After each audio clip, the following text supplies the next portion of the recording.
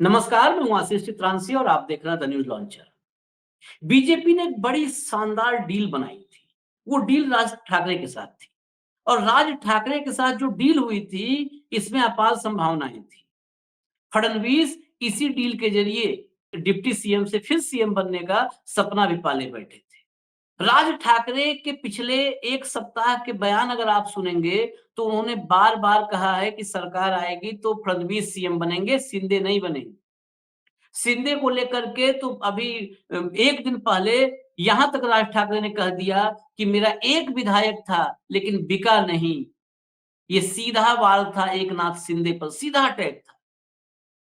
जो गद्दारी का आरोप एकनाथ शिंदे पर महाविकास अघाड़ी लगाती है या उद्धव ठाकरे की शिवसेना लगाती है, वो भाजपा का दोस्त लगा रहा था। भाजपा का दोस्त यानी राज ठाकरे और शाह की, राज ठाकरे और फडणवीस की बहुत अच्छी ट्यूनिंग है। और उस ट्यूनिंग के बाद अगर एकनाथ शिंदे पर गद्दार वाला ठप्पा डायरेक्ट या इनडायरेक्ट राज ठाकरे लगाते हैं, यानी राज ठाकरे का मिशन कुछ और था। लेकिन राज ठाकरे ने ऐन वक़्त पर ऐसा झटका दिया कि ये शिंदे को तो लगा ही लगा, शिंदे से ज़्यादा ज़ोर से ये झटका देवेंद्र फडणवीस को लगा है और दिल्ली में बैठे चाणक्य को लगा है। इस झटके को समझने के लिए माहिम सीट को समझना होगा और माहिम सीट पर जो डील हुई थी, वो डील समझनी होगी। दरअसल माहिम सीट में राज ठाकरे के बेटे अमित ठाकरे मैदान में। अमित ठाकरे को विधानसभा में बिठाने के लिए राज ठाकरे ने बाकायदा एक चक्रव्यूह रचा था। उस चक्रव्यूह में सबसे पहले फंसे देवेंद्र फडणवीस। देवेंद्र फडणवीस को लगा कि 1 के बदले 10 का सौदा अब करना आसान है, अमित ठाकरे के बदले हम 10 सीटें निकाल लेंगे। वो फ़ॉर्मूला था कि ठाकरे यानी राज ठाकरे के बेटे को हम सेफ पैसेज देंगे, एकदम सुरक्षित रास्ता निकालने के लिए, विधानसभा पहुँचाने के लिए। उसके बदले राज ठाकरे 10 सीटों पर, और 10 सीटें कौन-सी? मुंबई क्षेत्र की 10 सीटें, जहाँ पर एमएनएस का महाराष्ट्र नवनिर्माण सेना जो राज ठाकरे की पार्टी है, उसका आंशिक प्रभाव या कुछ ज़्यादा प्रभाव जहाँ पर है, उसी मुंबई की 10 ऐसी सीटें चिन्हित की गईं, जिन पर एमएनएस के कैंडिडेट अपना नामांकन वापस ले लेंगे। यानी 1 सीट एमएनएस को देंगे, अगर 1 सीट राज ठाकरे को देंगे, तो बेटे के नाम पर राज ठाकरे को ब्लैकमेल करना कह लें, इमोशनल ब्लैकमेल करना कह लें या राजनैतिक सौदेबाजी कहें, इसको जो कहना है ये दर्शकों पर है। लेकिन 1 के बदले 10 सीट लेने का प्लान था और 10 सीट अगर एमएनएस का प्रभाव थोड़ा बहुत भी मुंबई क्षेत्र में जो बचा हुआ है, अगर 2000, 4000, 5000 वोट भी एमएनएस की वजह से शिफ्ट होता है महायुति को, तो महायुति को एक बड़ा फायदा हो सकता है। क्लोज कॉन्टेस्ट जहाँ पर है महाराष्ट्र में इस बार, वहाँ पर ये 2, 4, 5, 10,000 वोट बहुत बड़ा फ़र्क डाल सकते हैं और 10 सीटें तो बहुत ही अहमियत रखती हैं। इसीलिए जिस माहिम सीट पर 3 बार के विधायक सदा सरवणकर, जिनको एकनाथ शिंदे ने वहां से प्रत्याशी बनाया था, शिवसेना शिंदे से प्रत्याशी थे, एकनाथ शिंदे के साथ खड़े थे, वहां से सदा सरवणकर को बिठाने के लिए, चुनाव मैदान से हटाने के लिए एकनाथ शिंदे को लगा दिया फडणवीस, बीजेपी। कहा कैसे भी सदा सरवणकर को मनाओ। सदा संवर्कण को मनाने का काम सीधा एकनाथ शिंदे ने लिया। एकनाथ शिंदे उनसे मिले, उनको समझाए और यहाँ तक कि उनको आश्वासन दिया कि हमारी सरकार बन जाती है, तो हम आपको विधान परिषद में भेजेंगे और विधान परिषद में भी नहीं भेजेंगे सिर्फ, उसके अलावा भी आपको और ताकत देंगे। आखिरकार 3 बार के विधायक सदा सरवणकण इस पर तैयार हो गए कि चलो हम हट जाते हैं मैदान से। अगर एक बड़े फ़ायदे के लिए अगर छोटी-सी कुर्बानी है, तो मैं कुर्बानी दे दूँगा। लेकिन ये कुर्बानी तय होते-होते नामांकन वापसी की आखिरी तारीख आ चुकी थी और राज ठाकरे के मन में प्लानिंग बदल चुकी थी। बदली हुई प्लानिंग, बदला हुआ प्लान, न फडणवीस को खबर थी, न शिंदे को खबर थी, न शाह को खबर थी, न मोदी को खबर थी। नामांकन वापस लेने से पहले सरवरकड़ साहब वो राज ठाकरे से मुलाकात करना चाहते थे। राज ठाकरे का घर जो शिव तीर्थ है, शिव तीर्थ पर राज ठाकरे से मिलने के लिए पहुंच गए भाई साहब। वहां पर लंबा इंतजार किया, लेकिन लंबे इंतजार के बाद भी राज ठाकरे ने मुलाकात करने से मना कर दिया। उसको मना कर दिया जो बेटे के सामने चुनाव मैदान में है और उसी को हटाने के लिए इतना लंबा चक्रव्यूह रचा गया है। वहां से लौटने के बाद सदा सरवरकड़ का मिजाज, मूड बदल गया। उन्होंने नामांकन वापस नहीं लिया और अब उस सीट पर, माहिम सीट पर महेश सावंत, अजीत ठाकरे और सदा सरवड़कर, ये तीनों के तीनों मैदान में हैं। अजीत ठाकरे, महेश सावंत और सदा। अब ये सारा जो मामला हुआ, इससे अलग जो मैंने कहा कि फेल कैसे हुई, जो 10 सीटें जहां पर एमएनएस प्रत्याशी हटाने वाली थी डील के तहत, राज ठाकरे ने उन 10 सीटों पर अपने प्रत्याशियों को उतारने से, हटाने से मना कर दिया। नामांकन वापसी की आखिरी तारीख भी निकल गई और सदा सरवड़कर वो भी नाराज हो गए। उन्होंने यहां तक कह दिया कि अगर आज बाला साहब ठाकरे होते तो अपने परिवार की कीमत पर एक सच्चे शिव सैनिक से बलिदान नहीं मांग रहे होते, कुर्बानी नहीं मांग।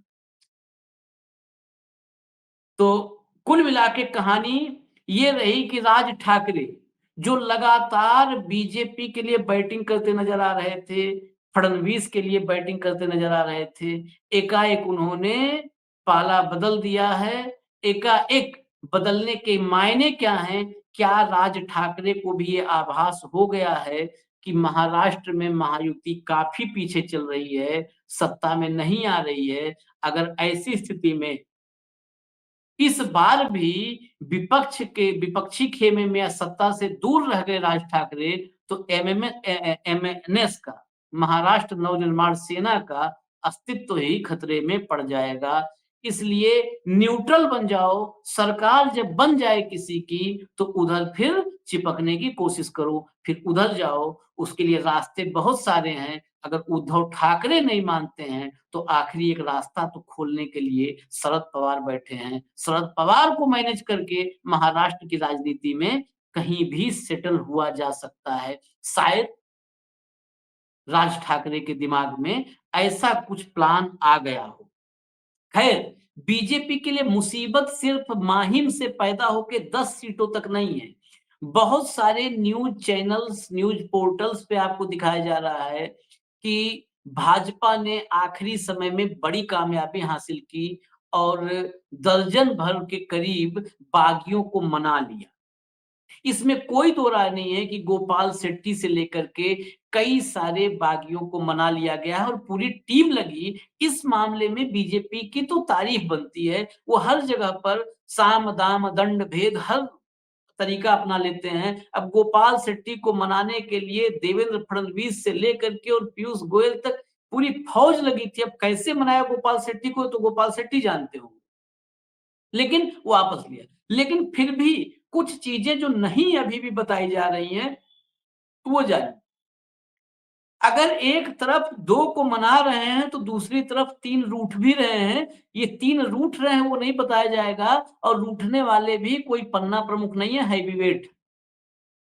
आदिवासी क्षेत्रों में और बीजेपी के आदिवासी चेहरों में से महिला आदिवासी चेहरा जिसको बड़ा हाइलाइट किया था लोकसभा से लेकर के और महाराष्ट्र तक, हिना गावित। हिना गावित बीजेपी की राष्ट्रीय प्रवक्ता। हिना गावित नंदुरबार से बीजेपी की सांसद रही। उन्होंने भाजपा की प्राथमिक सदस्यता से इस्तीफा दे दिया है, भाजपा छोड़ दिया है। छोड़ने की वजह आप जानेंगे तो सीधा-सीधा बीजेपी को चुनौती दे करके छोड़ा है, क्योंकि हिना गावित इस बार अक्काल कुला सीट है, कुछ नाम हो सकता है, आपको बताने में थोड़ा बहुत चेंज हो जाएगी, क्योंकि महाराष्ट्र के नामों से उतना फ़ैमिलियर हम नहीं है जितना उत्तर प्रदेश के नामों से हर क्षेत्र को निजी तौर पर जानते हैं। तो अकाल कुला से हिना गावित मैदान में उतरी हैं बागी। उनको भाजपा ने अल्टीमेटम दिया था कि आप मैदान से हट जाइए। वही मैंने कहा, साम-दाम, दंड-भेद तमाम तरीके हैं, आप मान जाओ, आपको एमएलसी का, किसी बोर्ड का चेयरमैन बनाने का तो कुछ ऑफर होगा, कुछ ऑफर पे आप भरोसा करो, अगर आप भरोसा कर सकते हो। नहीं तो अगर आप भाजपा को पहचानते हो कि भरोसा करना खतरे से खाली नहीं है, तो फिर अपना फैसला करो। तो हिना गावित ने फैसला कर लिया। हिना गावित को अल्टीमेटम था कि अनुशासनात्मक कार्रवाई की जाएगी। उन्होंने कार्रवाई करने का मौका ही नहीं दिया। उन्होंने उल्टा कार्रवाई कर दी और लिख दिया, प्राथमिक सदस्यता से इस्तीफा लिख करके भेज दिया। दरअसल इस सीट पर मामला बड़ा फंसा है, और इसलिए भी फंसा है कि पिता विजय कुमार गावित जो आदिवासी विकास मंत्री हैं महाराष्ट्र सरकार में, महायुति की सरकार में, विजय कुमार गावित खुद नंदुरबार से प्रत्याशी हैं भाजपा के, और बेटी ने भाजपा से बगावत ही नहीं की, इस्तीफा दे दिया भाजपा से। वजह क्या है कि इनको टिकट चाहिए थी अकालकुला से। भाजपा ने इनको टिकट नहीं दिया, और यहाँ पर अमाक्ष्या पाडवी जो है, ये शिंदे शिवसेना की हैं, इनको मैदान में उतार दिया, पाडवी को। यहाँ से कांग्रेस, ये सीट कांग्रेस के पास है, यहाँ से गोवल पाडवी विधायक हैं, और दोबारा कांग्रेस ने गोवल पाडवी को उतारा है। दरअसल लोकसभा चुनाव में यही पाडवी परिवार ने शिकस्त दी थी और हिना गावित बदला लेना चाहती थी, लेकिन भाजपा ने बदला लेने का मौका नहीं दिया, तो हिना गावित निर्दलीय मैदान में उतर गई। और जिस समय गोपाल शेट्टी को या 2-4 लोगों को मनाने की चर्चा हो रही है, उसी वक़्त हिना गावित ने फँसा दिया। अब हिना गावित का ये इस्तीफा सिर्फ़ अकाल कुला सीट पर ही फ़र्क डालेगा, या नंदुरबार पिता की सीट पर भी फ़र्क डालेगा? क्योंकि जो वहाँ से जानकारियाँ मिल रही हैं, और जो हिना गावित ने कहा है, सिर्फ़ टिकट नहीं, वो आदिवासियों की नाराज़गी की भी बात कर रही हैं कि बीजेपी और महायुति की सरकार जो है, इसकी नीतियों से आदिवासियों में नाराज़गी है, इसलिए भी पार्टी छोड़ रही है। यानी आदिवासियों में नाराज़गी का संकेत देते हुए जा रही हैं, और महाराष्ट्र का ये क्षेत्र आदिवासियों का बड़ा यहाँ पर निर्णायक रोल है चुनावी नतीजों में। तो एक झटका यहाँ पर ये बड़ा लगा है। बाकी ऐसे कई झटके हैं, छोटे-छोटे झटके। उन झटकों के साथ-साथ मैं आपको ये भी बता दूँ कि कांग्रेस अपने बागियों में से 7 को मनाने में कामयाब हो गई है। ये इस बीजेपी के, अगर आप चेहरे पर पसीने की बात करेंगे, तो बीजेपी मनाने में कामयाब हुई, ये सब बताया जा रहा है। कांग्रेस मनाने में कामयाब हुई, वो इन्फॉर्मेशन 7 बागियों को मनाया है। नासिक सेंट्रल से हेमलता पाटिल मैदान से हट गई हैं, भायखला से मधु चौहान हट गए हैं। नंदुरबार जिस सीट की हम बात कर रहे थे कि वहाँ से क्या हिना गावित की वजह से उनके पिता भी फँस जाएँगे, नंदुरबार में भी कांग्रेस की तरफ से एक बागी विश्वनाथ बालवी मैदान में थे, विश्वनाथ बालवी हट गए हैं मैदान से। इसके अलावा कोल्हापुर नॉर्थ की सीट है बड़ा महत्वपूर्ण, वहाँ पर बड़ा विवाद था, वहाँ पर अभी भी मामला कुछ है कन्फ्यूजन में, लेकिन कांग्रेस एक तरफ से राहत ले सकती है कि अब उसके 2 नहीं 1 ही प्रत्याशी चुनना होगा। उद्धव सेना की तरफ से मुख्तार शेख जो है कस्बा पेट से, वो मैदान से हट गए हैं, वो भी मान गए हैं। लेकिन जो नहीं माने हैं, यहाँ पर मान-मनौवल, यहाँ पर तमाम तरह के हथकंडे चल रहे हैं। उद्धव की तरफ से एक झटके में 5 बागियों को पार्टी से बाहर निकाल दिया गया। यहाँ पर भाजपा में इस्तीफा, यहाँ पर निकाल के फेंका गया है। दोनों के मायने आप समझने के लिए स्वतंत्र हैं। भिवंडी पूर्व के एमएलए रूपेश म्हात्रे, विश्वास नांदेकर, चंद्रकांत धुगुल, संजय अवारी और प्रसाद ठाकरे, इन पांचों को उद्धव ठाकरे ने पार्टी से बाहर कर दिया, क्योंकि उद्धव ठाकरे, शरद पवार और कांग्रेस, इन तीनों के बीच था कि 4 नवंबर तक ज्यादा से ज्यादा बागियों को वापस हटा दिया जाए, चुनाव मैदान से दूर कर दिया जाए, ताकि आपस में संघर्ष ना हो। फिलहाल जो आंकड़ा, फाइनल आंकड़ा है, महाविकास अघाड़ी में कुल मिलाकर के 288 में 14 बागी अभी भी मैदान में हैं। ये महाविकास अघाड़ी के लिए 14 बागियों को नामांकन वापसी के बाद भी कुछ तरीके होते हैं। अब ये देखना होगा कि वो तरीके कितने कामयाब होते हैं, कितने नहीं होते हैं। लेकिन इन 14 को अभी भी वक़्त है, कि वो डमी हो जाएँ, चुनाव प्रचार से दूर कर लें या इंटरनल सपोर्ट कर दें। कितना कम कर पाते हैं, ये देखना होगा क्योंकि यही बगावत हरियाणा के चुनाव में कांग्रेस के लिए बहुत ज़्यादा भारी पड़ी थी, बहुत भयंकर भारी पड़ी थी। मशीन और राजीव कुमार तो खैर अपना खेल खेल ही रहे थे, लेकिन बागी जो थे, उन्होंने भी दर्जन भर से ज़्यादा सीटें हरवाई थी एक छोटी-सी असेंबली में। यहाँ 288 में 14 हैं। आखिर में कांग्रेस, शिवसेना और शरद पवार जो बचे-खुचे हैं उनको कैसे मैनेज करते हैं, कर पाते हैं नहीं, ये देखना होगा। इजाज़त दीजिए मुझे, न्यूज़ लॉन्चर आप देखते रहिए। नमस्कार।